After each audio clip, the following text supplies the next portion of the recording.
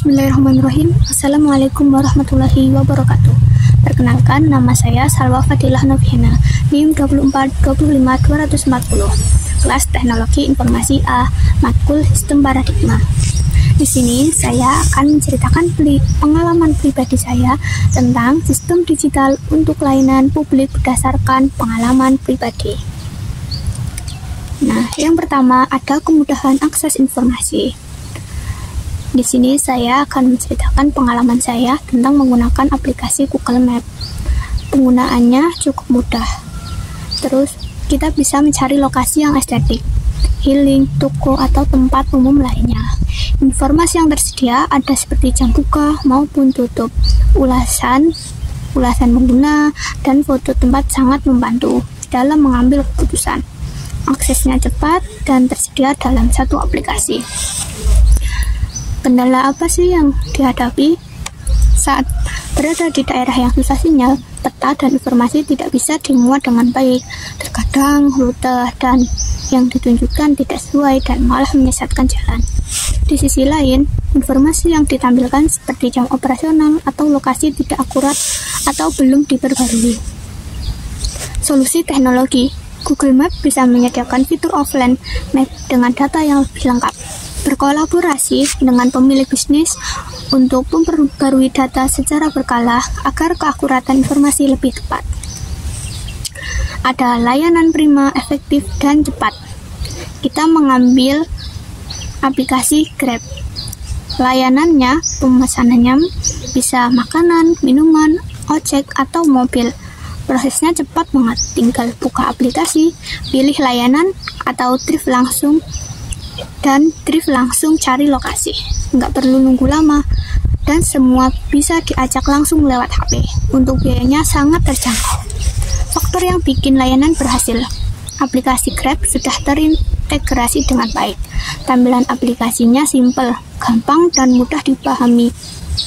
Bisa dipakai siapa saja. Selain itu, Drive dan customer service-nya juga responsif kalau ada masalah. Mempercepat efisiensi layanan. Teknologi Grab membantu dalam mempercepat proses pemesanan, mulai dari pemesanan sampai pembayaran. Fiturnya ada pelacakan real-time dan sistem rating sehingga layanan makin transparan dan efisiensi.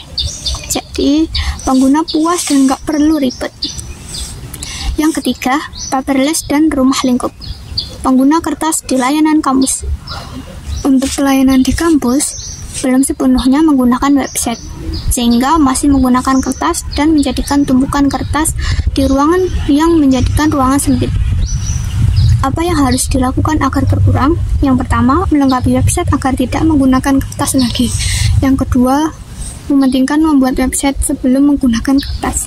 Yang ketiga, menciptakan sebuah aplikasi canggih. Yang keempat, SDM dengan background kompetensi TIK.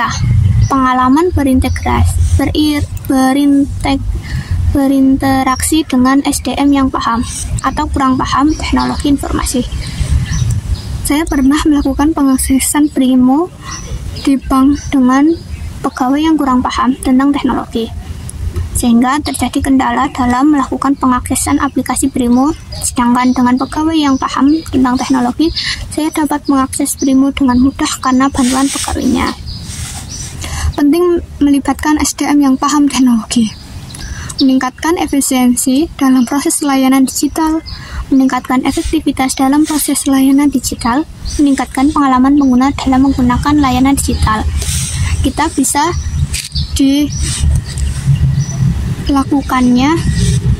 ditujukan cara-caranya dengan tepat dan benar sehingga kita bisa ingat dengan baik.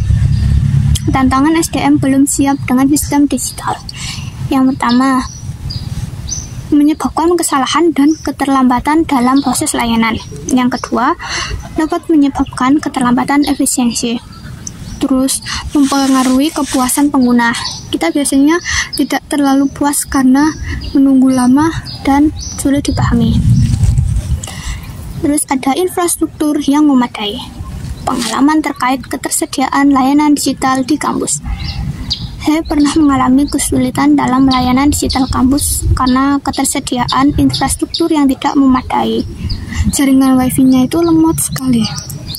Terus untuk tugas-tugasnya tidak stabil. Nah, karena gangguan dari susahnya sinyal tersebut. Terus infrastruktur dasar yang harus disiapkan agar sistem digital dapat berjalan dengan baik di kampus. Yang pertama, jaringan internet yang cepat dan stabil sangat penting untuk mengakses layanan digital di kampus.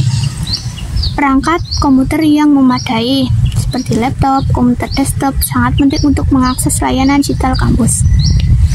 Yang ketiga, sistem keamanan jaringan yang baik sangat penting untuk melindungi data dan informasi kampus dari ancaman.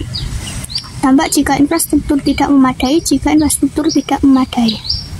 kesulitan dalam mengakses layanan digital, keterlambatan dalam menyelesaikan tugas, terus kita menjadi cemas dan tidak percaya dengan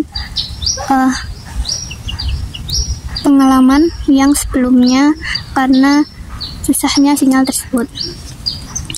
Dukungan infrastruktur dari pemerintah. Ada Kampus Merdeka untuk meningkatkan kualitas muridnya, terus mempercepat digital pendidikan tinggi, terus mengembangkan sistem perkuliahan jarak jauh. Sekian, wassalamualaikum warahmatullahi wabarakatuh.